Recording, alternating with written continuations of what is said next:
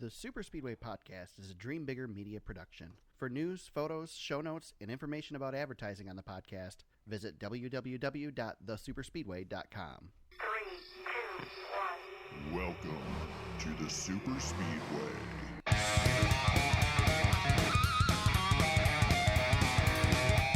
Welcome to episode 89 of the Super Speedway Podcast, recorded Thursday, December 6, 2018. I'm your host, Eric Young. I'm joined, as always, by my co-host, James Cush. We just finished our 15 to 20-minute podcast that we will not air. No. How's it going, James? Good, man. It's been a while. 2 weeks? Yes. It's weird. I was thinking about that before we started tonight, and I'm like, man, you get so much into the routine of doing it every week. I know.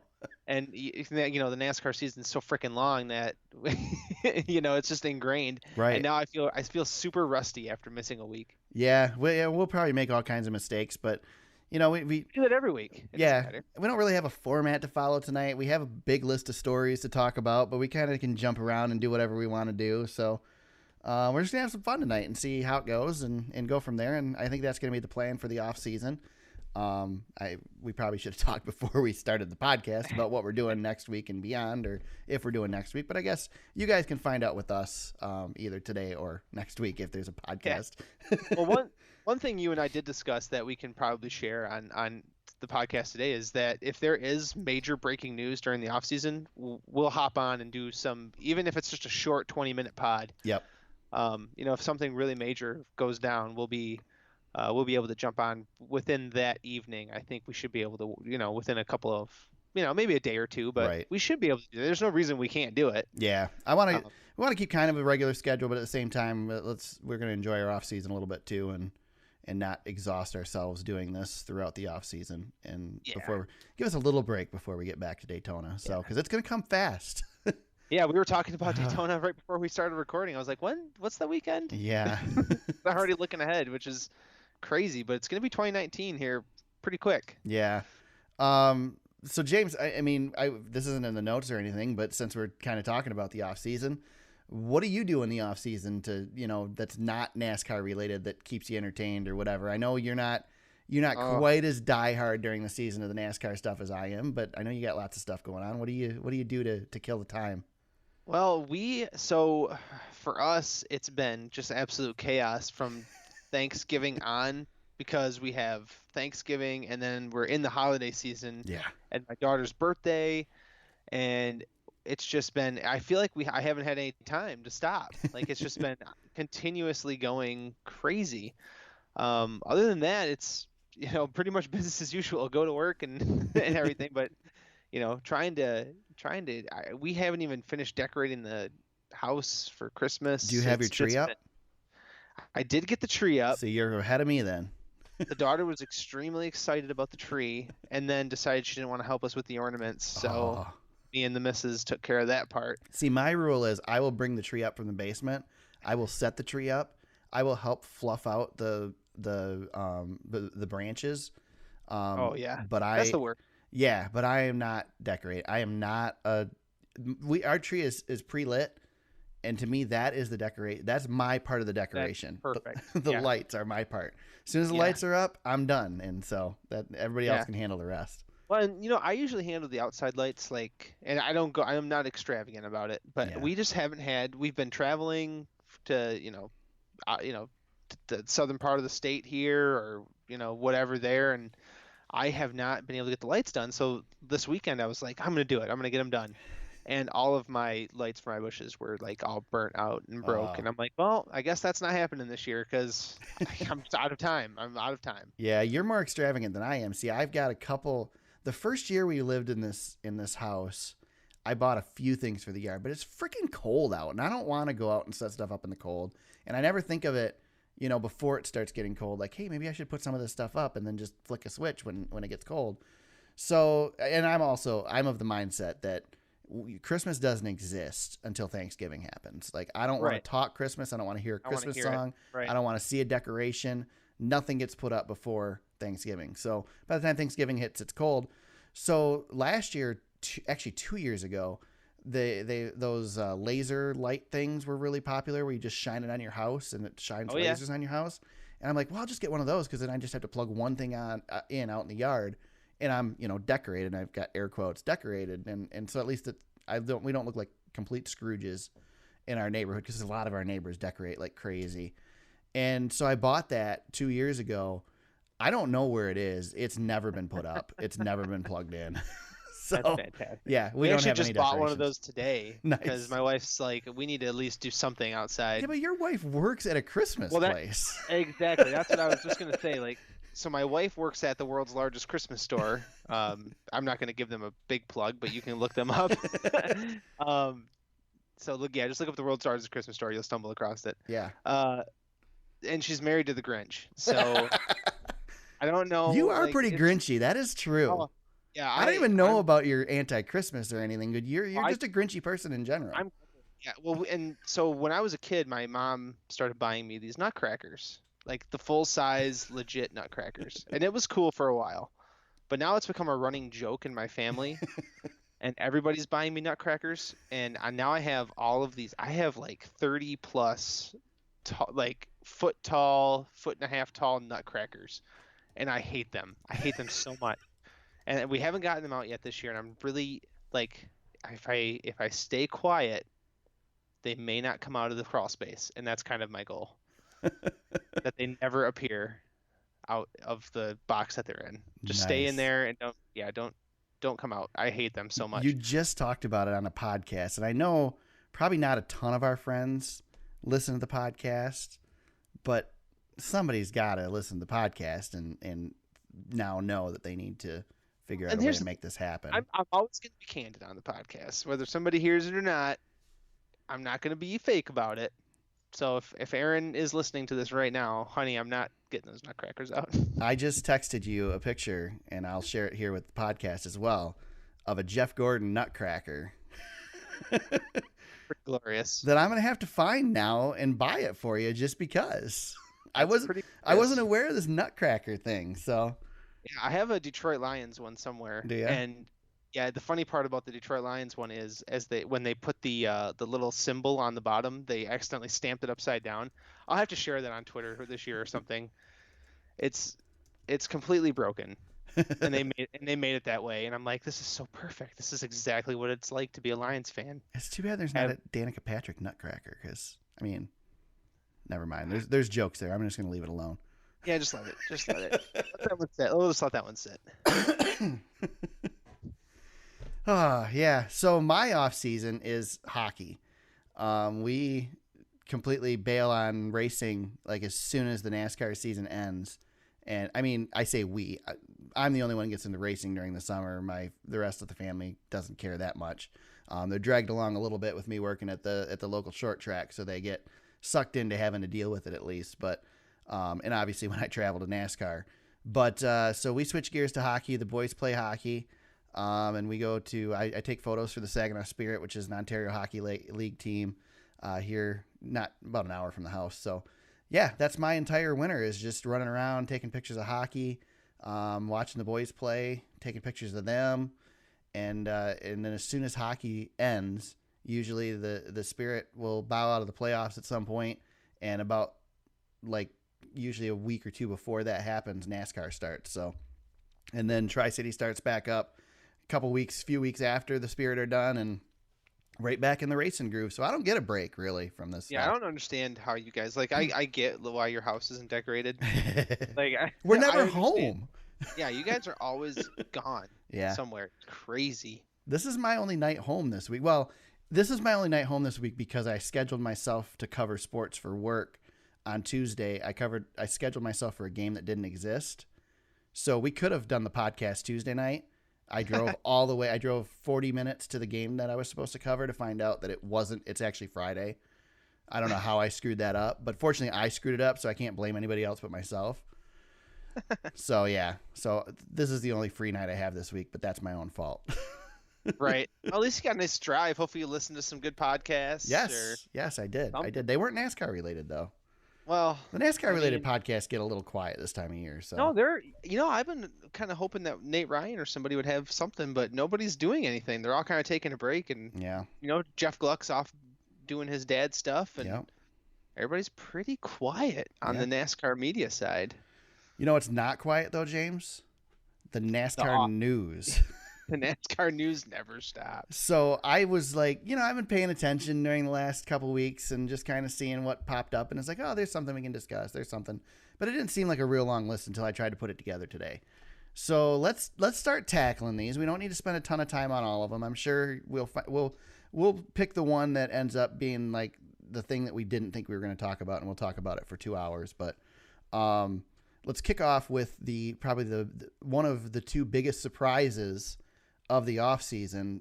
Nobody expected this. Nobody saw this coming. Chase Elliott was named NASCAR's most popular driver. That'll work. Big shocker, right? We didn't know that, Yeah. right? Yeah. No, nobody knew. Nobody saw that one coming.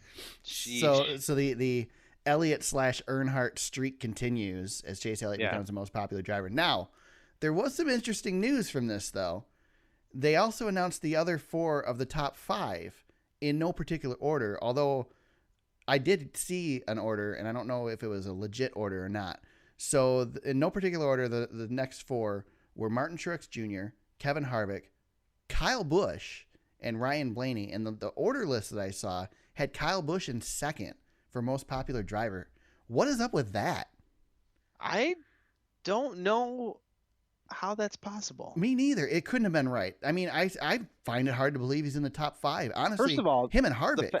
Yeah, that's what I was just going to say. Harvick being on that list is just as shocking as Kyle Busch. I mean, if you really think about it, the pool that you have to choose from, I mean, who else would you put ahead of them? Well, I think Blaney's probably... Well, it depends on who's voting, though, because Kyle Busch sways younger. Well, everybody votes, though. I mean, you can vote online. You can vote as many times as you want.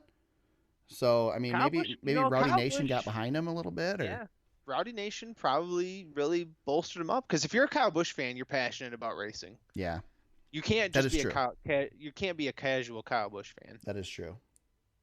But I feel like out of that group, Blaney had to probably be right there too. I don't know. I would think so.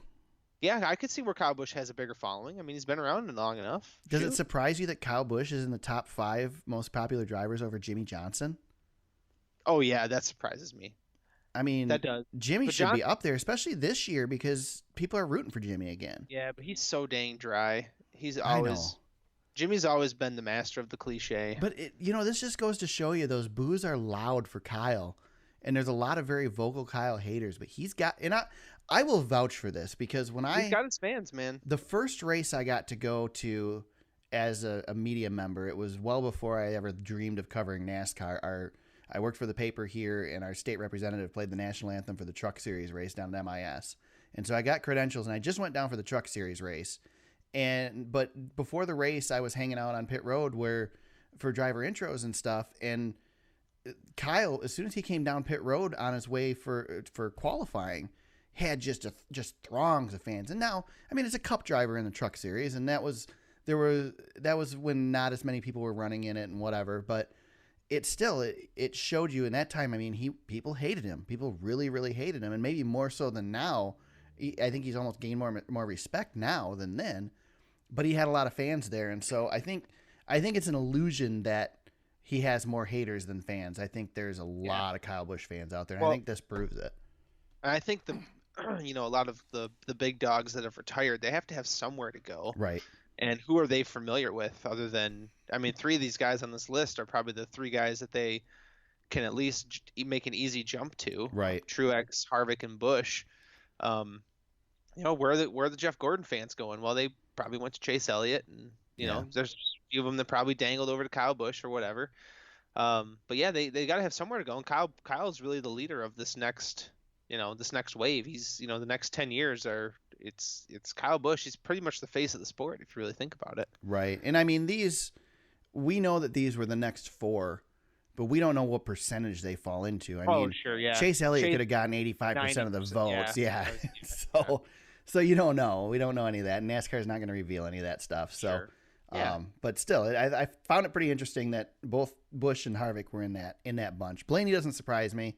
except that he doesn't have the wins behind him, I guess. But he's got the personality. A lot of people like him. Yeah, he's got the new kind of new wave media Yep. type that he's really pushing that. So yeah, with the podcast and all that stuff, and he's definitely got the younger following with him. So I think that doesn't surprise me at all. And Truex, he just won the championship, and the story from this year, I think in Colorado, the Sherry Pollock story too, and all that. There's so much there that helps him get into that position that you know. And I mean, and he's not a bad. The thing is we sit here and pick on Truex, and we picked on him a lot towards the end of the season this year about him, talking tough and not doing anything. But that sometimes appeals to fans too. He's not going to go out there and rough up somebody. So there aren't going to be a bunch of Truex haters, because the only reason you can hate Truex is because you're a fan of a driver that wrecked Truex. Right. I mean, it's not the other way around. Truex doesn't retaliate like that, so you're not going to hate him for that reason. So. Yeah, you can't really dislike Truex. Yeah. I mean, it's really hard to find. We can sit here and bash him, but you can't find anything negative about him at all. Oh yeah, sure. We pick at him, and there's things that I find that annoy me about him sometimes. But it's not that I don't like Martin Truex Jr. Exactly. Same here. He's a hell of a race car driver and a dang nice guy. Yeah, and we've talked about here multiple times and how he's managed to resurrect his career a couple of times, and it's a story that's it's a neat story. Yeah. Most people don't get to do that.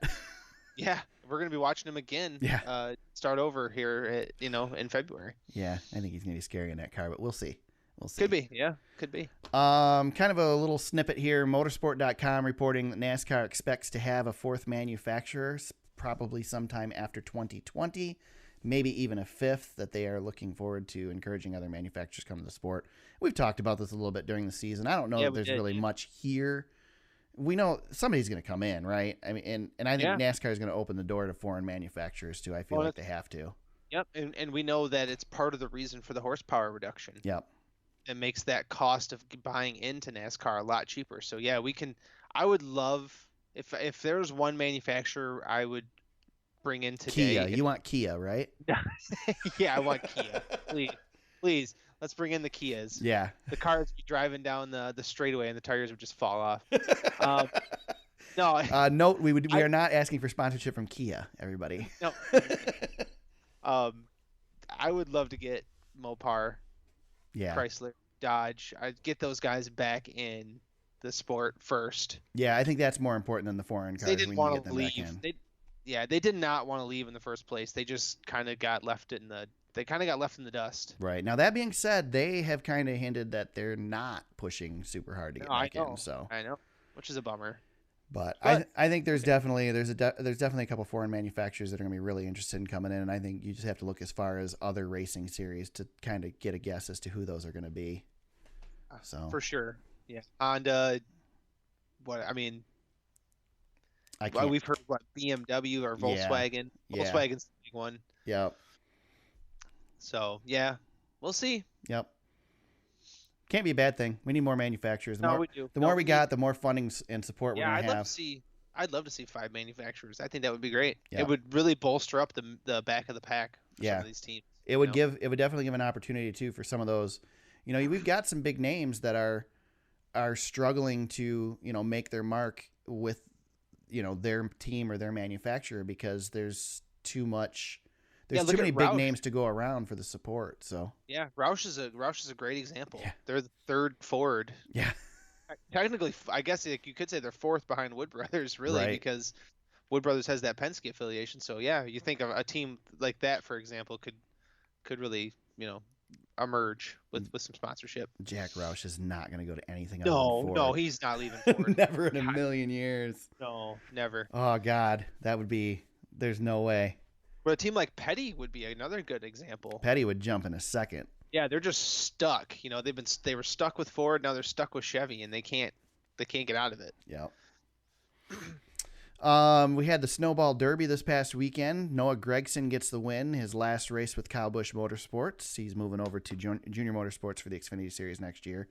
The natural progression of the Kyle Busch Motorsports drivers is to go right to Junior Motorsports. Right. He is becoming the training ground for them, for sure. My favorite part of the Noah Gragson win at the Snowball Derby was his attempted kiss on the Victory Lane girl. I didn't see it, but I heard about it. Holy smokes, he went for it. I heard he was getting some pretty heavy criticism about it too, and I think that He shouldn't have. It was just that out of stuff's fun. stupid. I know. It's like I get it. like I get it, but come on. And I know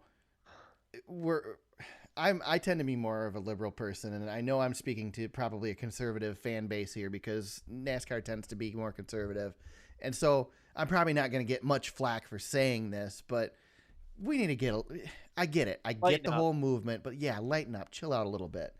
I think it's like I don't remember who it was that was saying on one of the NASCAR shows on Sirius that you got to make a move, and he made a move, and he did it in a public way and in front of everybody and whatever, but he made the move, and it sounds like he failed. I love how we're talking about NASCAR and making moves, and it has nothing to do with cars on the track. Yeah. Made his play, man. Gregson, man, I tell you what, that's Gregson. That's him. Yeah, he's good. You guys want personality in the sport. There's a guy. Yep. He's got it. I mean, at Eldora, he's walking around with a freaking straw hat and goggles on. He's a goofball, and he's coming. Yeah. I think Gregson's coming. Yeah, he's gonna be a contender for that Xfinity Championship this year. Oh, yes, he is. Yes, he's gonna be really good. Yep, definitely. NASCAR is moving forward with a multi-tier sponsorship program. Again, this is not really a surprise, but a little bit more coming out about it. I think NASCAR has actually talked about it now, according to this article from Sports Business Daily and our buddy Adam Stern. Reportedly, Tier 1 sponsorship of around $20 million is what they're looking for, which it was rumored to be about $10 million previously, so it's double what they were originally talking about. But of course, you shoot high when you start out, right? You don't shoot for the number you're expecting. You shoot higher. They ain't getting $20 million sponsors. I'm telling you that. No, that's not happening. Right, and I can't see that happening. That you kind of jumped me on that one, but that's what they're looking for, is about 5 of those top tier sponsors to make the season. And there's all kinds of different things that can go with this. They're talking about working in like race title sponsorship, maybe sponsoring the West Coast Swing, things like that. That are different than what we have now. And so it's going to change the sponsorship structure all around, including with the races. And there's even talk that down the road it may work into some of the team sponsorships as well. However, there's a lot of talk about how can you do that with the competition and all that. So a lot of stuff still to figure out there, but this is another one of those things that it's that change. And there was a lot of talk on Sirius this week about it. This is the future. Basically, Adam Stern says it's going to be similar to the sponsorship deal used by the NCAA. I am not familiar with that. I don't know if you are, James, and what they're doing, and could maybe explain it a little bit more. I don't watch the NCAA, so I have no idea. Yeah, I do know it's similar to how soccer does it as well. Okay. It's basically just on the structure side of things. Kind of like you said, there's the different tiers and sponsors appear different places, and NASCAR, it's going to vary. Like you said, I mean, you said it perfectly. You could get a race sponsorship, West Coast Swing. Your dollars that you spend, the sponsors will have a little bit more control of how those dollars are seen, which is pretty cool. I love, you and I talked about this. Shoot, I think it was almost a year ago, or really early in the season. This is when we kind of first had heard about this, and I love this model. Yeah. I just think it opens the door for more solid footing for funding. We don't have to worry about a company like Monster or Sprint, wanting to get out and spending so much money that, it just doesn't make sense for them either. So, it's really interesting to me too, is this kind of feels a lot like we got an announcement a couple months ago about the restructuring of what they're going to do with ARCA when NASCAR officially takes it over. I mean, they own it now, but when they switch it up, and this kind of feels like that from the sponsorship side too, to where you're going to see a similar setup with different segments of things like this. Like I said, the West Coast Swing is going to be sponsored by Goodyear or whatever, and et cetera, et cetera. So who knows? I mean, that's all. We're in a really interesting time. We're going to talk about some other stuff later on. Everything that you look at, they're looking at this for like 2020, 2021. So we're going to hit that period. We're about a year out of some major, major changes in the sport. Yeah. And honestly, we're not a year out. We're only a few months out, because the first big change is coming next year with the Aero package. So, yeah. I mean, it's a huge change in the sport. We're going to see a lot of different things. I'm sure some people are going to get really uncomfortable, but hopefully it's in the right direction. And I think this is. Yeah, and I think this summer, I mean, I think we know. We don't have to see. We don't have to speculate. We know that this summer coming up is going to be huge. Yes. When they're getting ready for the 2020 season, we're going to know what this aero package is doing. We're going to know all that. We're going to have all that data, but we're also going to know the schedule. And Yep. this schedule is going to change, and we're going to see some new tracks on the schedule for 2020. I think Yep. it's going to happen, and it's just those dominoes are going to keep falling. We're Yep. going to have a ton of this stuff coming out, and it's just going to be a lot of news for everybody to kind of keep up with. I think it's going to generate a lot of excitement, which I think is going to be great. I hope so. I hope it generates excitement. I hope it generates positive talk. Is that something we really need? I mean, we need that as a country, but we really could use that in a sport too. We could use some positive talk. It's time to. It's excitement. We need it. We need those. We need the people that love this sport to stop talking bad about it and support what they've got. And instead of ripping on the things you don't like, let's put some support into the things that you do like, and let's grow those. And instead of, it used to be, you would look at the feedback and you would go, okay, everybody's really excited about this. Nobody's talking about this. We can scratch this thing that nobody's talking about. But now it's more cool to hate on the stuff you don't like and not talk about the stuff that you do like. And it's just counterproductive, guys. It does us no good whatsoever. We need, you're absolutely right. It's just the online social media. Everybody's got a voice age. Yeah. Nobody just keeps anything to themselves anymore. They just. No, it used to be you had to write a letter to somebody, and by the time you got done writing the letter, you realized that you were kind of just blowing off steam, and you'd throw the letter away, and now you just click the send button and it's gone. Shoot, I've said some stuff on this podcast that I've gone back and thought to myself, James, why did you say that? You didn't have to say that. Yeah, I know. I marked those all down. Good. That'll be on the blooper reel for everybody. Yep. I've got a file of them all. We'll just one of these days when I just want to destroy you, I'll just play it. We'll do that as like a recap show this year. We'll just James's foot in his mouth. Here you go. Yeah, perfect. I like it. I'm all for it. We get some sponsorship for it. Let's sell it. There you go. Right. Another big news thing that we did not see coming at all.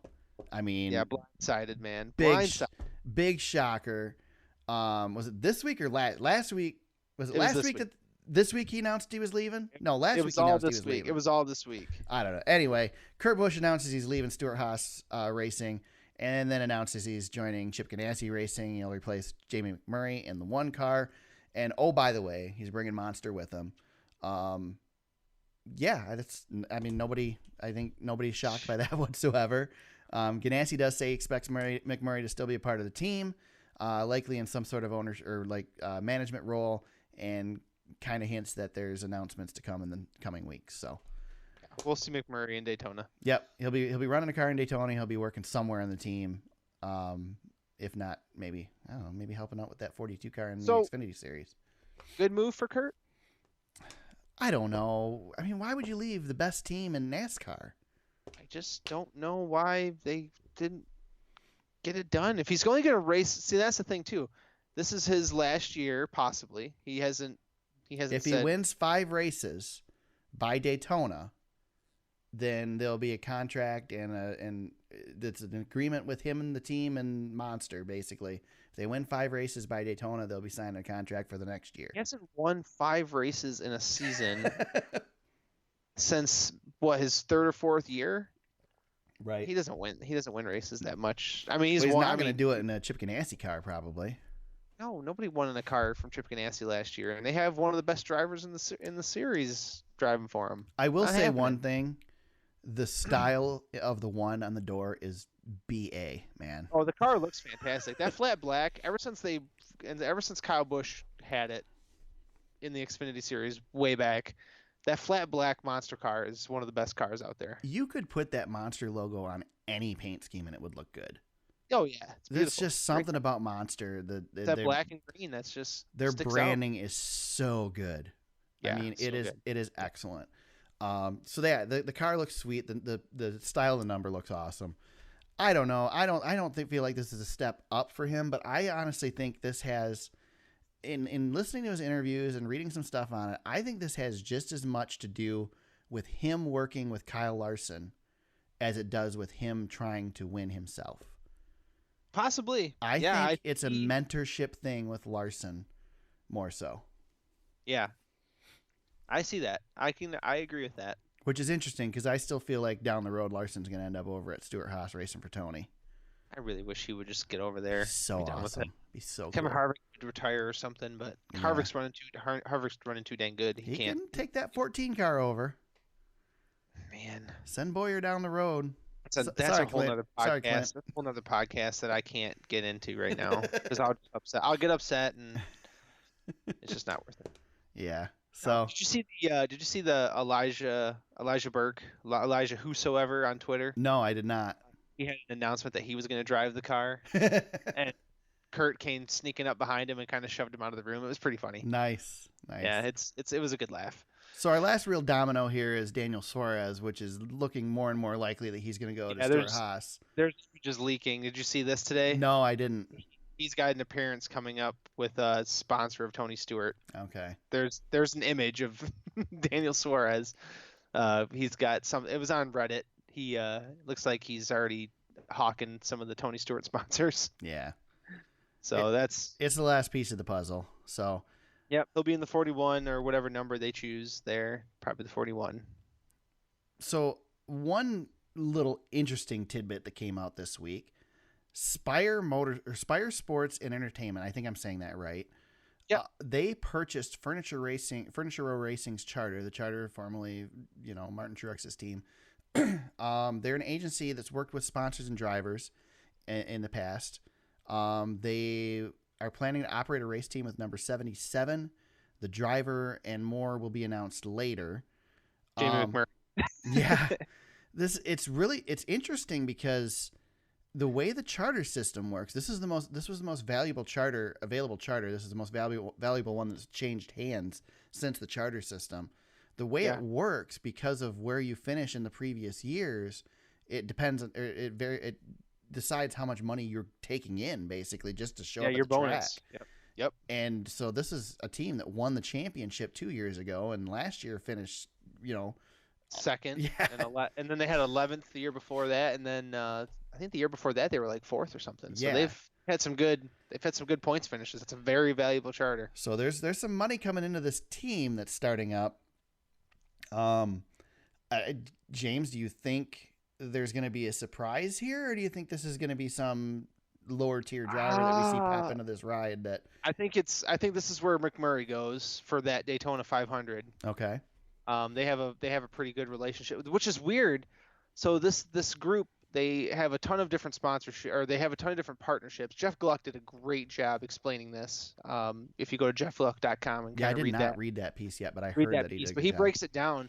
But they are like, one of their big partners is Toyota, and they're going to be running Chevrolets, That's interesting. which is interesting. But they are huge partners with Chip Ganassi, Kyle Larson, DC Solar is one of their clients as well. So I didn't know that. So that makes a lot more sense. Then. There's a lot of Ganassi ties in there, but they've also got ties with, like I said, like with Toyota and a few other sponsors out there. So, but I do believe that I don't know. This is an interesting one. We've never had somebody like we've never had a group like this come in to own a NASCAR team, and this could be the start of something. This could be the start of something big. Yeah, if you're going to start off, we might look back at this as a landmark moment. Yeah, I agree with you. I think this has potential to be one of those things that's just like you look back a year from now and it's like, oh yeah, that's right, that happened. But it also has potential to be something that a couple years from now we look at and go, this was a defining moment in the sport, period. Yeah, that's a big investment by these guys, and a great investment. And for those who don't know, the group is run. One of the guys who runs the group is Jeff Dickerson, who was Kyle Busch's spotter for a long time, and his agent. Oh, there it is. There it is, man. It's KBM. Yep, there you go. It could be the KBM sponsors, or it could be the KBM team. There you go. Year. Kyle's leaving. He's gonna make an announcement in the middle of the off season. Yep. Week before Daytona, he's heading to this 77 car. But how cool? How cool? I think this is kind of a cool thing. Yeah. I am curious to see it, and apparently that we have a new team coming to NASCAR. That's a big deal. And they made a big investment in it. Yeah. They bought the most expensive charter you could buy, and it's it's cool. I hope they run full time. I guess I don't know if they're going to run full time. I think they have to keep the charter. Oh, I guess and you're to get, right. to They get do the have to show up. benefits from the charter. So they're going to have to run full time. Oh, yeah, I guess you're right. Yeah, I didn't think about that. So yeah, they're gonna have to be a full-time team. If they're not going to run the full season, then this investment was stupid. Yeah. So Well, maybe McMurray. Well, unless they do like a driver by committee thing. it sure isn't sounding like Murray's going to run the whole season. No. So if they bring McMurray in for the 500, then they have to replace him for the next race. But I Right. mean, there's drivers out there that are capable drivers. Trevor Bayne's looking for a job. Yeah. I mean, there's a lot of drivers out there. Well, and there was the talk, a few weeks ago that we may not have seen the end of Trevor Bayne. So who knows? Maybe that's the thought here. Well, here's another thing too. So this group, they work a lot with, like I said, DC Solar and Kyle Larson as two of their big clients. So what stops them from saying, "Hey, DC Solar, quit giving your money to Chip and come give money to us"? Yeah. I guess this is weird. This is going to be. We got to watch this. We just got to watch this. Well, and it's interesting too. It could, at the same time, I mean, exactly what you're saying right there is one of the concerns too, because this could become, a conflict issue that creates some problems too. So it's going to be something that's going to be, like you said, worth watching.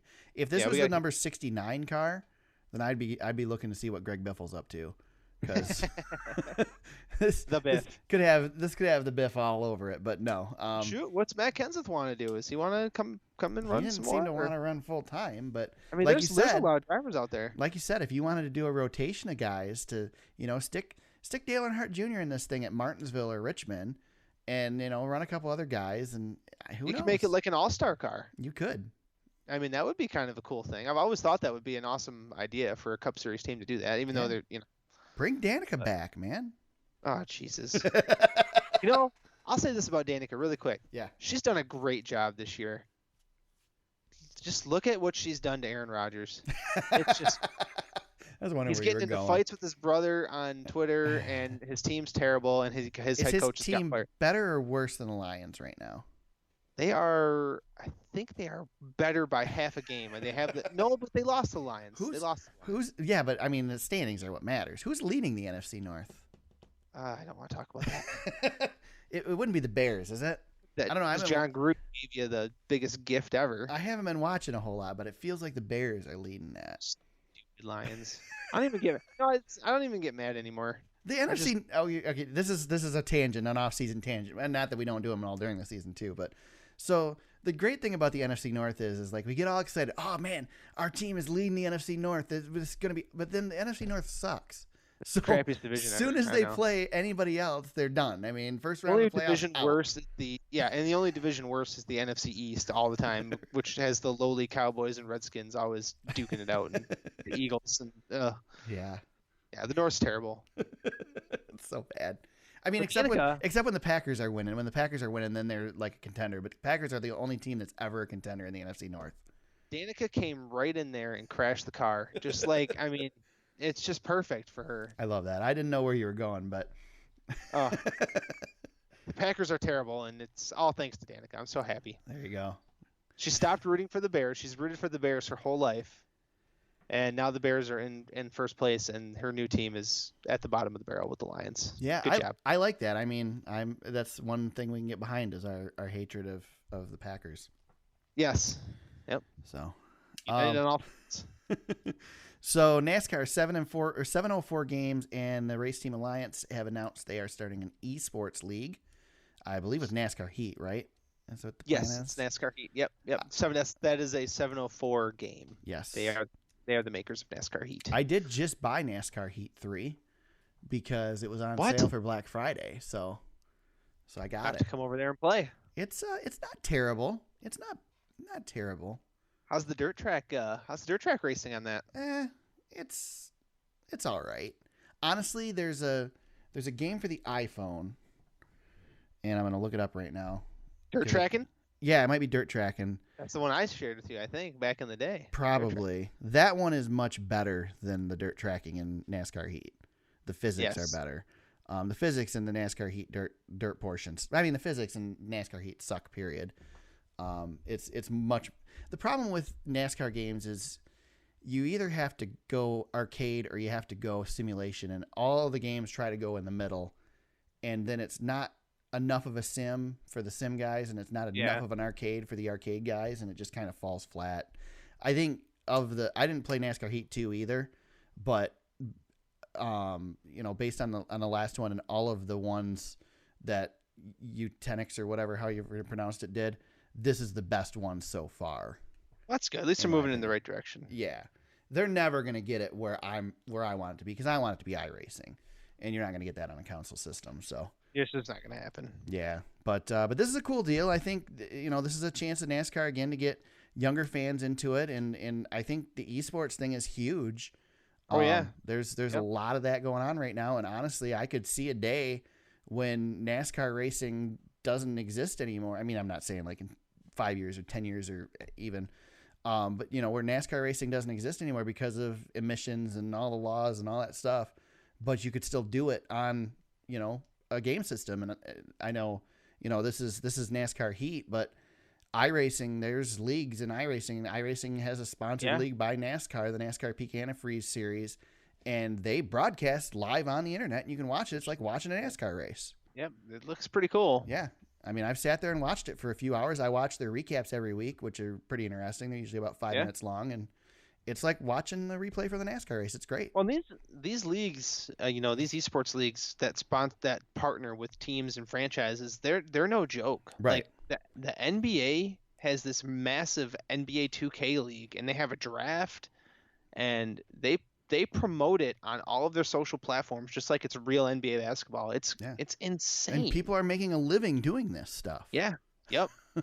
I feel like I missed my window. I feel like I could have been the perfect fit for this esports league back in the day. I've never played games enough to get good enough at them.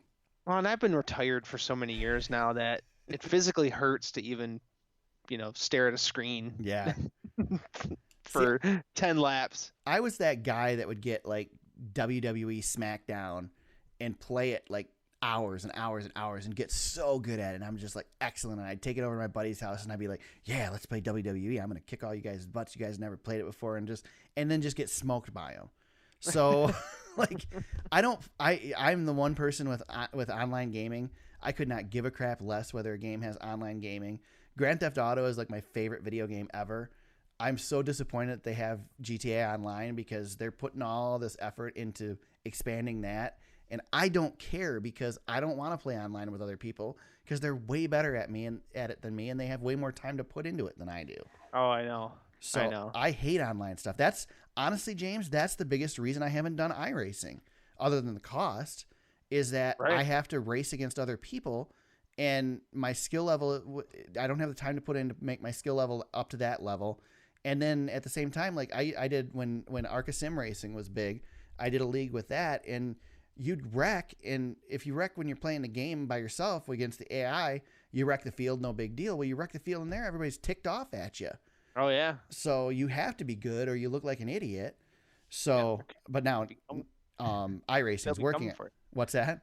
I said they'd be coming for you after you wreck the whole field. Yeah. I remember getting yelled at by many 5-year-olds on the old NASCAR games I used to play on Xbox. So iRacing's adding AI, and that's making it really tempting to me again. But fortunately, I'm a Mac guy. I don't have a PC that can run it. And so until that happens... There's going to come a day where you're just going to bite the bullet. Oh, it's going to come. It'll come eventually. I probably will no longer be married when that happens. But if, I'm not saying that I would, not be married and then play iRacing. I'm saying that iRacing would cause me not to be married anymore. Well, yeah, because you'd start skipping work. Yeah. And like the kids would have a hockey game and you'd be like, yeah, I'll be there. And then you'd just be sitting there staring at the screen. But see, that's the other problem too. Like when I played Arca Sim Racing, the reason I got into a league was, I mean, one, it's cool to be in a league, but two, you could never count on there being full fields. I couldn't just get on at 2:00 in the morning. I couldn't sleep and go play on the computer and race other people because it's 2:00 in the morning. Nobody's racing. Right. And I mean, iRacing has a much bigger audience than they did, but still, that's the other problem with online gaming is only as good as the other people that are playing the online game at the same time. So, right, exactly. Wow, that was a tangent. That's good. Yes. It's our annual off-season NASCAR video game discussion. Yeah. See, this week there's actually news to discuss, so we're going to talk about news. We'll do a little bit of sidetracking. By the, probably, I'm thinking it's December. December is going to be pretty hectic for us as far as a schedule for this podcast, unfortunately, with the holidays and everything. And you guys are all busy too anyway, so it's not going to matter to you guys. You're not going to notice that we're not here as much. But come January, February, especially early January, things will get a little bit calmer and we'll have a little bit more time to do this. We'll probably do it a little bit more often. And we're not going to have anything to talk about like this news stuff. So we're going to the whole thing is going to be a tangent. Tonight almost was that way. There were almost no show notes, but I put some together, and now we actually have something to kind of guide us. We had stuff to talk about, which is, that won't happen all off season. Yeah, it's somewhat disappointing too, because I like when we, I know, on tangents, right, and just ramble. Right. Speaking of news, John Hunter Nemechek will pilot the number 23 for GMS Racing in the Xfinity Series next season full time. I don't think it's a surprise that somebody grabbed up John Hunter. He's a pretty hot commodity, I would think. He's dang good. I'm surprised that Ganassi didn't stick him back in the 42. Well, they got Chastain, I know they went with Chastain over John Hunter, which I would go. I think Chastain's better than Hunter. Well, right now, I think true. John Hunter's got a little bit of a brighter future. You think so? I don't know. We'll see. Yeah, that's an interesting one. I think they're probably really good in that car. John Hunter was. Yeah. But so was Chastain. Yeah. That car was good. Yeah, and John Hunter had more time in that car than Chastain did. Yeah. So John Hunter only ran like 18 races this year, and he still finished 13th in points. He was he was good. He was good, but yeah, that car itself was really fast all year. Yep. So, and I don't think it's a surprise to see John Hunter get a ride. GMS is a good fit for him with Spencer Gallagher stepping away. That is a good ride. And it's a really good place for somebody who's looking to move up, because GMS, I'm sure, is still looking at the opportunity to go to Cup eventually down the road. Well, we've talked about, earlier on the podcast, we talked about manufacturers coming in, man. That GMS would be ready to primed to jump, ready to jump. Yep. It's a good move for John Hunter. I think he'll be good there. Definitely. He'll run good. He'll run good, and it's a good opportunity. He's going to be a championship contender this year. GMS is a good team, so he's definitely going to have the equipment he needs. He'll be a contender. Yeah. So John Hunter did have one win last year at Kansas late in the season. Yeah, he won in the 42 car, right? Yep, won in the 42. And did he win a Truck Series race? Because he ran a few races in the Truck Series. He won one Truck Series race this year. Okay. He won that race for his daddy. Okay. How many races did he run in the Truck Series? He did not run. This is the first time he didn't run a full schedule. He only ran 18 of the 23 races. He did not run for points. He elected to do the points in the Xfinity Series. I know he ran in the Truck Series race at Kentucky because he hit about everything out there. Yeah, no kidding. He's been pretty consistent in the Truck Series, winning every year. Couple full-time seasons there, but in a team that's generally not funded. Yeah, the car usually has no sponsorship. Yep. Every time you look at the race logs on Racing Reference, it's usually just, well, he did have some sponsorship this year, though. He had some, yes. I think that's what determined the schedule is when they had sponsorship, they ran for the most part. He ran 18 Camping World Truck Series races and 18 Xfinity Series. So that's pretty much a full NASCAR schedule right there. So that's pretty. I mean, he did pretty good. I mean, that's a lot of races. Kept himself out there. Yep. Yeah, ran dang good in the Xfinity Series, man. The guys that he finished next to in points all had like full schedules. Right. And he ran basically half the races. So that's pretty good. This next story, I'm not joking when I say is a pretty big surprise. I was pretty surprised to see this, and it's another look into what we're dealing with in NASCAR right now. So NASCAR Truck Series champion Brett Moffitt gets the boot from Hattori Racing. Hattori basically wants a driver that's more marketable. He's better able to attract sponsorship. And so Moffitt's without a ride. He just won the championship and had a spectacular season in the Truck Series and an underfunded team, and he's out. Yep. I mean, gone. That's crazy. Yep. You got to think he's going to land somewhere, right? Somebody's got to gobble him up, but he doesn't have the sponsorship. He doesn't have any. Brett Moffitt doesn't bring any. Boy. Why, though? I don't get it. Why does he not bring anything? Because, A, he's a good driver. He's proven that. He makes spectacular moves. He gets attention. And his personality is good, too. He was really good this year, and that team didn't know that they were going to the track. Right. I From don't get that. he won at Atlanta, and that was enough to get him to what? Chicago, Yeah. maybe Daytona. Well, it was Daytona because Chicago they weren't sure they weren't going to make it to Chicago, and they got sponsorship on Tuesday to go to Chicago, Yeah, and then he Gateway. No, won it got him to Chicago. Gateway. Yeah, it got him to Gateway, which he went. Then he went to Chicago and won, Yep. and that helped get him through the season, which is just, I mean, that's crazy. I don't understand why he can't. He won 6 races. Yeah, why can't I don't understand why he can't bring the sponsorship. I don't understand people won't sign Now, on with this kid. just to play devil's advocate, maybe that team thinks with sponsorship, yeah, that we won the Truck Series championship struggling. Right. But if we got another driver in here that brought us some extra sponsorship, we could be just as good. Maybe they think they can be just as good. Well, I'm sure that's the reasoning behind it. I don't fault the team for the It's not decision. like Moffitt hasn't had chances elsewhere. Yeah, but he's it's not like he was driving a KBM truck this year. You know. I know he won the dang. I know he won the. So, I mean, his average finish in this truck was 8.9 for the whole season. He was really good. Yeah, I don't get. He this. closed out the season. He went bang bang first, and pretty much stole that championship. Yeah. Well, he stole the season. I mean, honestly. Yeah, he was the best driver in the series this year. And he shouldn't have been. Yeah. So, I mean, I don't get it. This one's tough. I'm struggling to understand it. And I hope he lands somewhere. I hope he gets himself a ride that's a decent ride because, I mean, if anything else, he deserves to get a chance to back up the championship. But I'm of the mindset that if you win a championship in one of these lower series, you deserve the next step. Yeah. I don't think you win a championship on a fluke. No.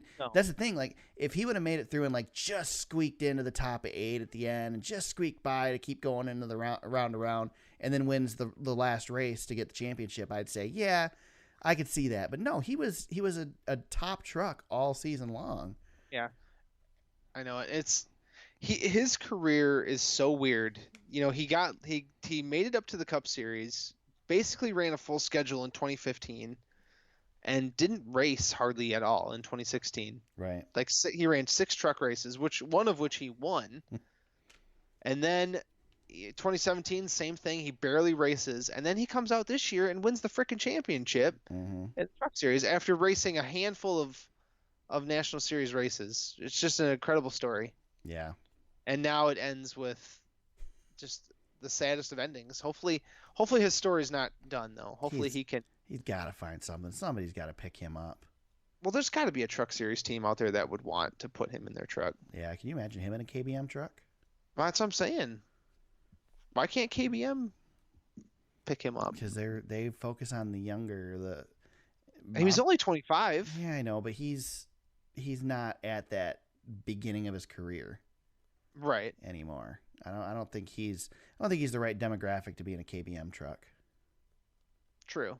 So, I don't know. Yeah, that's tough. It's too bad. It's definitely too bad. I mean, I hate that we've had a defending series champion have to lose his ride in the Cup Series, and now we have a Truck Series champion lose his ride. Yep. It's just, I don't know. Sports in a weird spot. Yeah. One story I want to jump back to too that I completely forgot about because I didn't put it in the notes, and if it's not on the teleprompter, I don't read it. Back to the first story of the night, the most popular driver award. Also winning most popular driver this year, Noah Gragson in the Truck Series and Elliott Sadler in the Xfinity Series. Those were your most popular drivers this year. So fair enough. Elliott Sadler, I think, was, I don't know, people like Elliott, but I think it was more of a sentimental thing. Yeah. So, all right. Last story, which could potentially be something we talk about a lot, or it could be something we gloss over here real quick. But I think it's pretty big news. NASCAR may be looking to put a cap on team finances. This has been talked about and rumored for a number of years. Everybody's saying there's no way to do it because everybody's independent. It's not like they're under one organization, blah, blah, blah. But they've hired Deloitte. I don't know if that's how you pronounce it, but they hired a firm to audit the team's finances and try and create a common accounting platform And again, this is something we could see coming around 2020, 2021, but we could see a salary cap in the NASCAR Cup Series. What do you think about this, James? I'd love it if they could pull it off, but Me I too. just don't think it's possible. It'd be excellent, but yeah, I don't know how you do it. Yeah, I don't know how, unless you cap, like if there's a driver's salary cap. I don't Unless know. you restructure the whole thing. I mean, we've got the charters now. Is there a way to restructure the ownership to put it under more would of an help. umbrella? You got the RTA. I mean, some of the teams are interested in this. If you can get the support to do it. Yeah, if you have the backing and the funding, and then you could put in a cap, things like the Brett Moffitt losing his ride would stop. Right. I think that would be the way it would work out, but it's hard to say. It's how are you going to stop every team from? And then what about the lower funded teams who can't even spend anything? Right. I mean, they barely make it to the track. What are you going to do with them? It's tough for me to know. Is there a cap floor? I don't even know if. I don't know. I'm on the fence over salary caps to begin with. I'm a Red Wings fan, obviously, with hockey, and the salary cap ruined the Red Wings because they were the New York Yankees of hockey. They would just buy up everybody and build a dynasty. And the last couple cups were that type of Hall of Fame teams that you'll never see again in hockey. So yeah. I don't know. It's so when you're on the winning side of the no salary cap, it's good. When you're on the losing side, it sucks. So well, even like. Another note against the salary cap, if you look at the NBA and what the Golden State Warriors have built with their slew of all-stars on one team, mm-hmm. and they kind of hit the timing just right and were able to get all of these all-stars on one team, and now the rest of the league can't catch them because of the salary cap. Right. So they're all kind of stuck, and there's just one team that kind of kicks everybody's butt. So it can go either way. That's kind of a rare example, but right. I am a fan of a salary cap in sports because I think you need to do something to make the incompetent organizations at least look competent. Well, we need to do something to bring the spending down in the sport. I mean, again, we've talked about it a ton, but when you have the defending championship winning team closing because they can't afford to continue operating, yeah, that is a problem. And that, regardless of how you fix that problem, you have to fix it. Right. Or you're not going to succeed. We're not going to continue because, Hendrick's not going to be around forever. Penske's not going to be around forever. These guys, Roush is not going to be around forever. We lose any more of these big teams, we're going to be really hurting in this sport. Yeah. Oh, yeah. And, a salary cap by no means fixes everything. No. I mean, the NFL is a salary cap league, and we still have the Detroit Lions and the Cleveland Browns. Right. Like, you're always going to have the bottom feeders. There's right. nothing you can do about it. But, if it helps curb some of that stuff, then yeah, I think it would be a good thing for sure. Yeah.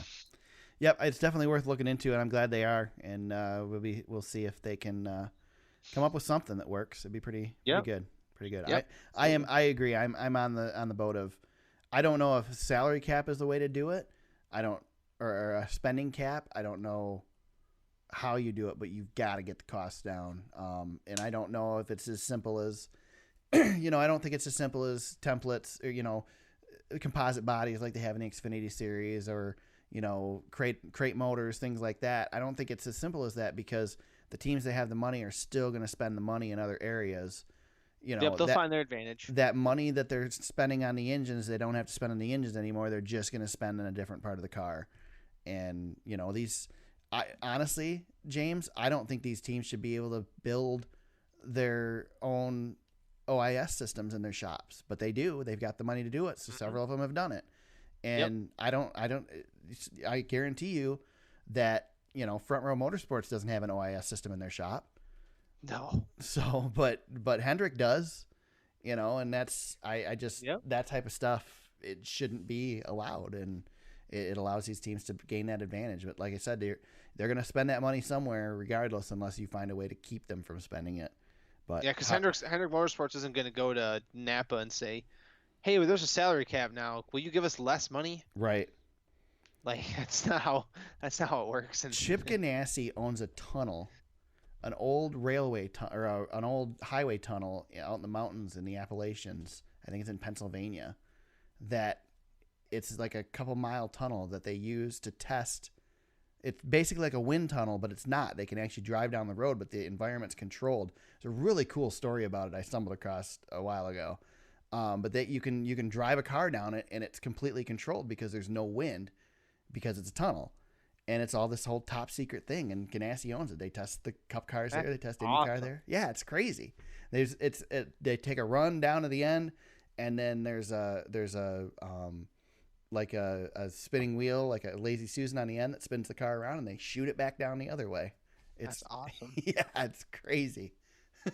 So again, they're going to spend the money somewhere, so you can't. Called the Laurel Hill Tunnel. I did not know go. this existed, and I see pictures of it. It's crazy. There you go. Yeah, it's pretty neat. So yeah, the tunnel it's a part of the Pennsylvania Turnpike. Yep. The tunnel is currently used by Chip Ganassi Racing for high-speed race car aerodynamic testing. There you go. That is really cool. Oh, there you go. Yeah, I learned something today. Yeah, that's what I'm here for, James. Wow, good one. Well, since I taught you something, I think I think we're done with the news, right? That is the end of the news. Yeah. Anything else we need to talk about before we head on out of here for? Yeah, one thing we didn't mention was can we get Bob Pockers a job? Oh yeah, that's too bad, man. I haven't heard an update. Is he found anything yet or not yet? I think he's under contract. I think we'll hear something in January. Okay. He's under contract, I think, until the end of the year. I gotta think. He says he's still working. Okay. He's got his ESPN laptop, and he's going to be working until the end. So I gotta think he's gonna land somewhere. I had a crazy idea. Here's a crazy idea for Bob. Bob, come work for us. No, right. Well, no, seriously, guys. I'll tell you what. All we need is a bunch of patrons. Yep. To jump on patreon.com/thesuperspeedway. Hop on there, throw some money in, and we will chase Bob down. We will find him. We'll contact him on the Twitters. Yep. He's been known to retweet followers. Yes. So we could probably find him. I'll tell you what, some money on Patreon would do it. So I'm going to say this on the podcast, and I hope, and if somebody decides to bring it up, they can take credit for it. I don't care. Here's what I thought. I feel like Bob Pockers has done everything there is to do in NASCAR, and we don't want to see him go. We don't. Right. We love Bob, and he's the best in the business.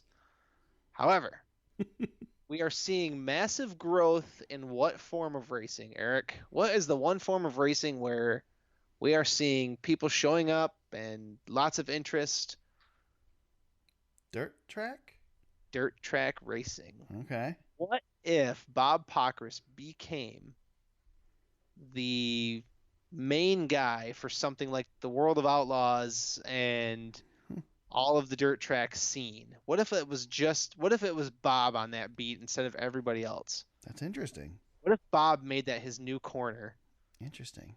Would that not be great for the dirt track industry to have that resource? That'd be pretty big, but I don't know. You think Bob could carry? I mean, I know Bob can do anything. He can do anything. But I don't know, man. I don't want to see him leave NASCAR. A lot of races. It's really hard to cover. He's got to stay in NASCAR. He's going to find himself a spot. Oh, somebody will hire him. You think NBC and Fox Sports and all these other these places with the NASCAR investment aren't licking their chops, going, "Yeah, we'll take Bob." Right. Bob's fine. Yeah, I think he'll be good. One thing I do think though, it's worrisome that ESPN is backing even further away from NASCAR. Yeah.